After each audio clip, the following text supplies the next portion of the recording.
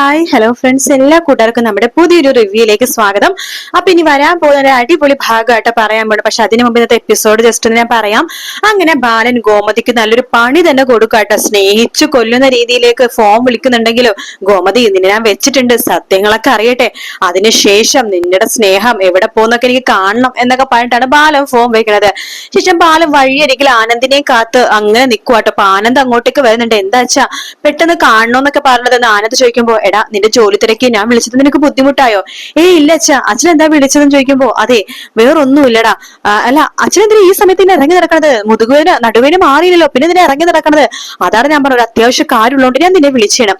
നമ്മുടെ കടയിൽ നിന്ന് കുറച്ചധികം സാധനങ്ങൾ ഒരു ചെറുപ്പക്കാരൻ വാങ്ങിച്ചായിരുന്നു, പക്ഷെ പണം ഇതുവരെ തന്നിട്ടില്ല. ആരാച്ചവൻ? ഏതാ അവൻ? അവന്റെ അഡ്രസ് ഏതാ? എടാ ആരാണ് ഇതെന്ന് എനിക്ക് അറിയില്ല, കണ്ടുപരിചയമുണ്ട്, കണ്ടുപരിചയത്തിന്റെ പുറത്ത് കടം കൊടുത്തതാണ്, പക്ഷെ അവനിപ്പോ പൈസ തന്നെയില്ല. അവന്റെ വീട് ഏതാണോ പേരെന്താണോ ശരിക്കും എനിക്കും അറിയില്ല. ഇനിയിപ്പോ എന്ത് ചോദിച്ചാ, ഞാൻ അവന്റെ സുഹൃത്തുക്കൾക്ക് പോയി നോക്കിയിട്ടെ അവന്റെ ഒരു ഫോട്ടോ ഞാൻ തപ്പി പിടിച്ചിട്ടുണ്ട്. ആണോ അച്ഛൻ ഫോട്ടോ കാണിച്ചെന്ന് ചോദിക്കുകയാണ് ആനന്ദ്. ബാലൻ ആശുപത്രി കിടക്കുന്ന ആ മിഥുന്റെ ഫോട്ടോ എടുത്തില്ല, അത് കാണിച്ചു കൊടുക്കാണ് ആനന്ദിന. ദേടാ ഇതാണ് അവൻ, നീ ഇവനെ എവിടെയെങ്കിലും കണ്ടിട്ടുണ്ടോ? നീ ഒന്ന് ഓർത്തു നോക്കിയേ. അച്ഛാ ഇവന് ഞാൻ എവിടെയോ ഓർക്ക് നീ എവിടെ വെച്ചിട്ടാ കണ്ടത്? നിനക്ക് ഇവനെ അറിയാവോ? ഓർത്തു നോക്ക് എന്ന് പറയാണ്. അങ്ങനെ ആനന്ദ് ആലോചിക്കുകയാണ്, നമ്മുടെ മിത്രയുടെ വിവാഹത്തിന്റെ തലേ ദിവസം ഈ മിഥുൻ ഇവരുടെ വീടെടുത്ത് ഒളിച്ചും പാത്തും മദ്യപിച്ച് ഒളിച്ചും പാത്തും നിന്ന കാര്യമൊക്കെ ആനന്ദ് ഇങ്ങനെ ആലോചിക്കട്ടെ. ആ സമയത്ത് ആനന്ദ് ഇങ്ങനെ ചോദിച്ചിട്ടുണ്ടായിരുന്നല്ലോ, ആരാ നീ, എന്തിനാ ഇവിടെ നിൽക്കണം ചോദിച്ചപ്പോ ഞാൻ അപ്പുറത്തെ കല്യാണ വീട്ടിൽ വന്നതാണ്, താൻ പോടോ എന്നൊക്കെ പറഞ്ഞിട്ട് ഭയങ്കര ചെറിയൊരു വാക്ക് തർക്കം ഉണ്ടായല്ലോ. അപ്പൊ അതിനെ കുറിച്ച് ആനന്ദ് ആലോചിക്കുകയാണ്. ശേഷം ആനന്ദ് ബാലനോട് പറഞ്ഞിട്ട്, അച്ഛ എനിക്ക് ഓർമ്മയുണ്ട്, നമ്മുടെ മിത്രയുടെ വിവാഹത്തിന്റെ തലേ ദിവസം ഒരു വിവാഹം ഉറപ്പിച്ചിരുന്നില്ലേ, അതിന്റെ തലേ ദിവസം ഇവൻ നമ്മുടെ വീട്ടിന്റെ മുറ്റത്തുണ്ടായിരുന്നു, അവനോട് ഒളിച്ചും പാത്തും മിത്രയുടെ കൃഷ്ണമംഗലത്തേക്ക് നോക്കിക്കൊണ്ടിരുന്നപ്പോ ഞാൻ ചോദിച്ചു എന്തിനാണ് ഇവിടെ വന്നതെന്ന് ചോദിച്ചപ്പോ അവിടെ വിരുന്നിനെ വന്നതാണെന്നോ എന്നൊക്കെ പറഞ്ഞ് അവൻ കുടിച്ചൊക്കെയാ വന്നത്, അവന് കൃഷ്ണമംഗലത്തെ ബന്ധമുള്ളൊരുത്തനാണ് അച്ഛാ എന്ന് പറയാണ്. അപ്പൊ എനിക്ക് മനസ്സിലായി, അപ്പൊ ഞാനും അവനെ അവിടെ വെച്ചിട്ടാ കണ്ടത്. ശരിയടാ ശരി പോയിക്കോ എന്ന് പറയാണ്. വേറെ കുഴപ്പമൊന്നുമില്ലല്ലോ അച്ഛാ അല്ലേ? ഞാൻ ഈ കാര്യം ആകാശിനോടും ആര്യനോടൊക്കെ പറയണോ? വേണ്ട, നീ ഈ കാര്യം ഗോമതിയെടുത്ത് പോലും പറയരുത്, വെറുതെ ടെൻഷനാവും. പിന്നെ ആര്യന്റെ സ്വഭാവം അറിയാലോ, പിന്നെ പോയി ചോദിക്കലായി പറച്ചിലായി വഴക്കായി, വേണ്ടടാ ഇത് ഞാനും നീ മാത്രം അറിഞ്ഞാൽ മതി എന്ന് പറഞ്ഞിട്ട് ആനന്ദിന്റെ അടുത്ത് പറഞ്ഞു വിടാണ്. ബാലൻ മനസ്സിൽ വിചാരിക്കേണ്ട, അപ്പൊ ഇയാള് കൃഷ്ണമംഗലവും അതുപോലെ തന്നെ മിത്രയായിട്ട് അടുത്ത ബന്ധമുള്ള ആരോ ആണ് എന്ന് ബാലൻ ഉറച്ചു വിശ്വസിക്കുക കേട്ടോ. ശേഷം നമ്മുടെ മിത്രയാണെങ്കിൽ ട്യൂഷൻ എടുത്തോണ്ടിരിക്കുന്ന സമയത്ത് അവിടുത്തെ ആ ചേച്ചി പറയണ്ടേ, മിത്ര ഇവരുടെ സ്കൂളിലെ മിസ് എന്നെ വിളിച്ചിരുന്നിട്ടോ ഇന്നലെ, പിള്ളേര് ഇപ്പൊ പഠിത്തത്തിലൊക്കെ ചെറിയ ഇൻട്രസ്റ്റ് കാണിക്കുന്നുണ്ട്, മുമ്പത്തെക്കാളും ഇമ്പ്രൂവ്മെന്റ് ഉണ്ടെന്നാ പറഞ്ഞത്. ആണോ ചേച്ചി, സത്യമാണോ? അതെ സത്യമാ മിത്ര, നിന്റെ ട്യൂഷൻ ഫലിക്കുന്നുണ്ട് കേട്ടോ, താങ്ക് യു എന്ന് ആ ചേച്ചി പറയുമ്പോ ഞാനല്ലേ താങ്ക്സ് പറയേണ്ടത്, ഇവരെ ഞാൻ മിടുക്കന്മാരാക്കും എന്നൊക്കെ മിത്ര പറയാണ്. അങ്ങനെ മിത്ര മീനാക്ഷി വരുമ്പോഴേക്കും മിത്ര പറയണ്ടേ, എന്നാ ഞാൻ പോയിട്ട് വരാൻ ചേച്ചി എന്ന് പറഞ്ഞിട്ട് അവിടെ നിന്ന് ഇറങ്ങും കേട്ടോ.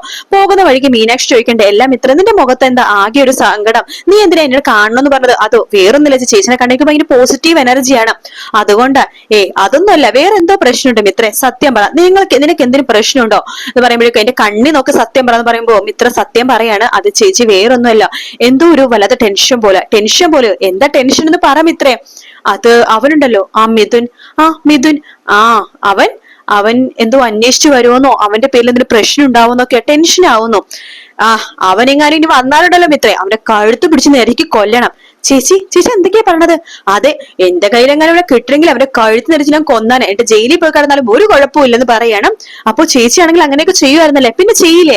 അങ്ങനത്തെ വൃത്തികെട്ടവർ എന്തിനാ ജീവിച്ചിരിക്കുന്നത്? പെമ്പിള്ളേരെ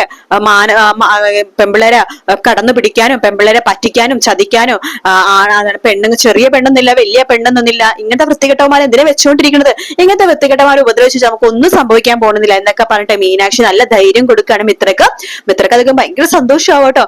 നിന്റെ മുഖം പെട്ടെന്ന് തെളിഞ്ഞല്ലോ, ഭയങ്കര സന്തോഷമായല്ലോ എന്ന് മീനാക്ഷി ചോദിക്കുമ്പോ, അതെ ചേച്ചി ഇങ്ങനെയൊക്കെ പറഞ്ഞപ്പോ എനിക്ക് സന്തോഷമായി.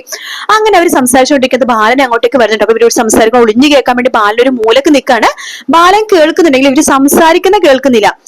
ഇവരിങ്ങനെ എന്തൊക്കെയോ പറയുന്നുണ്ടെന്ന് മാത്രമേ ബാലന് മനസ്സിലാവുന്നുള്ളൂ. ഇവരെന്തോ കാര്യമായിട്ട് പറയുന്നുണ്ടല്ലോ, ഇവർ തമ്മിൽ എന്തോ രഹസ്യമുണ്ട് എന്ന് ബാലനും മനസ്സിലാക്കണം.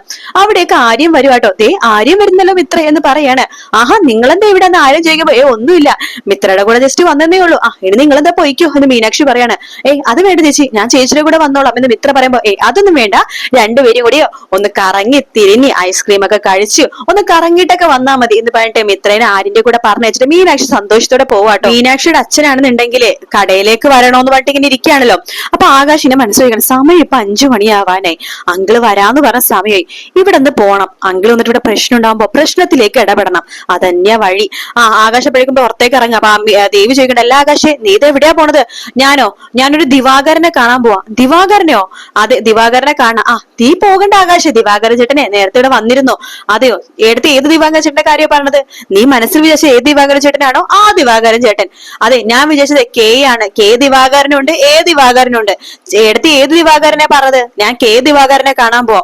എങ്കിൽ പോയിക്കോ, പോയിട്ട് വാ എന്ന് ദേവി പറയാണ്. അങ്ങനെ ആകാശ് അവിടുന്ന് പോയിട്ട് കുറച്ചു നേരം കഴിഞ്ഞിട്ട് വരുന്നില്ല കേട്ടോ. അപ്പൊ ദേവി രാമേട്ടനോട് ധർമ്മനോടും പറയണ്ടേ, അല്ല മാമ കെ ദിവാകരനെ കാണാൻ പോയി ആകാശിനെ കാണുന്നില്ലല്ലോ എന്ന് പറഞ്ഞിട്ട് അവർക്ക് പൊട്ടിച്ചിരിക്കാട്ടോ. അങ്ങനെ ചിരിച്ചോണ്ടിരിക്കെ തന്നെ അവിടേക്ക് നമ്മുടെ മീനാക്ഷിയുടെ അച്ഛൻ വരുവാണ്. മീനാക്ഷി അച്ഛൻ വന്നിട്ട് ചോദിക്കണ്ടല്ല, കടയിൽ ആകാശം ഇല്ലേ? ഇല്ല, ആകാശം ഇപ്പൊ പുറത്തു പോയുള്ളൂ. അയ്യോ, ഒരു അത്യാവശ്യ കാര്യം ഉണ്ടായിരുന്നല്ലോ, ഞാൻ ഇവിടെ വെയിറ്റ് ചെയ്യാം. അതിനെന്താങ്കിലേ? അപ്പൊ തന്നെ ദേവിക്ക് കാര്യം മനസ്സിലായിട്ടോ, പ്രശ്നത്തിനുള്ള വരവാണ്, അതുകൊണ്ട് ആകാശം മനപ്പുറം പുറത്തേക്ക് പോയതാന്ന് നമ്മുടെ ദേവിക്ക് മനസ്സിലായി. ദേവി ആരാ മോള്? ദേവി പറഞ്ഞിട്ട്, അയ്യോ അങ്കിൾ എന്തിനാ നിക്കണത്? ഇരിക്കങ്കിളെ, ഇരിക്കത് ഈ കസേരയിൽ ഇരിക്കേ എന്ന് പറഞ്ഞിട്ട് ദേവി ഇരിക്കുന്ന പാലിന്റെ കസേരയില് മീനാക്ഷി അച്ഛന് ഇരുത്താട്ടോ. മീനാക്ഷി ഞാനിവിടെ നിന്നോളാം. വേണ്ട വേണ്ട വേണ്ട, അങ്കിൾ ഇവിടെ ഇരിക്കുന്നുണ്ട്, ഇരുത്തുകയാണ്. മാമ ഒരു ജ്യൂസ് കൊടുക്കാം അങ്കിളിന്. ജ്യൂസ് ഒന്നും വേണ്ട, കുടിക്കും മാമ, കുടിക്കും അങ്കിള്, നല്ല ജ്യൂസാ എന്ന് പറഞ്ഞിട്ട് ജ്യൂസൊക്കെ കുടിപ്പിക്കണം. ആകാശ് ഒരു പ്രശ്നത്തിനുള്ള വഴിക്ക് ആയെന്ന് പറഞ്ഞിട്ട് വേഗം കടയിലേക്ക് വരുമ്പോഴേക്കും ഞെട്ടിപ്പോകാട്ടോ.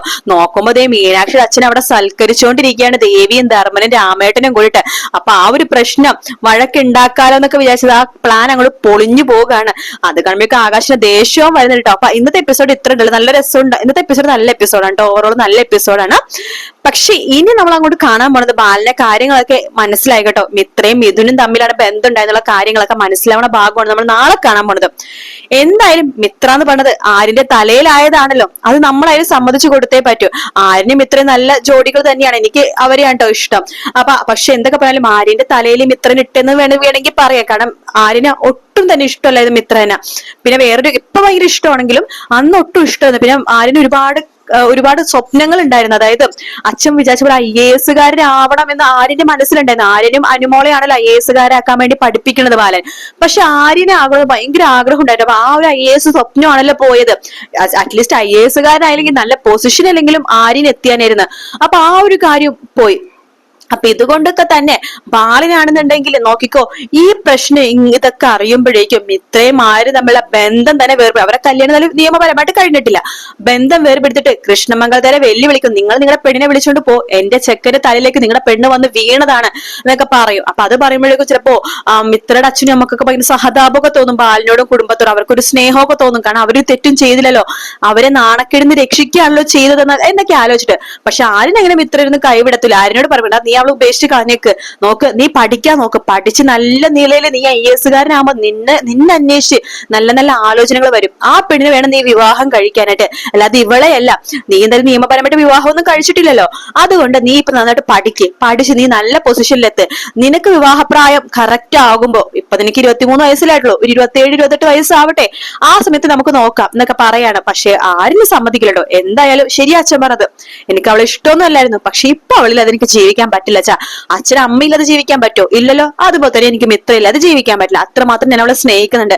എന്റെ ജീവിതത്തിൽ ആദ്യമായിട്ട് സ്നേഹിച്ച പെണ്ണ് മിത്ര അടച്ച. മിത്ര ചിലപ്പോ എന്നെ എല്ലാം മിഥുനെ ആയിരിക്കാം, പക്ഷെ എനിക്ക് എന്ന് പറഞ്ഞു. അപ്പൊ അവളെ എനിക്ക് മറക്കാൻ സാധിക്കില്ല. ആര്യം മുഖത്ത് നോക്കി കാത്തിരുന്ന് കാണാം. ഫ്രണ്ട്സ്, വീഡിയോ ഇഷ്ടപ്പെടുകയാണെങ്കിൽ ലൈക്ക് ചെയ്യാനും സബ്സ്ക്രൈബ് ചെയ്യാനും കമന്റ് ചെയ്യാനും മറക്കല്ലേ. മറ്റൊരു വീഡിയോ വീണ്ടും വരാം. Take care, bye bye.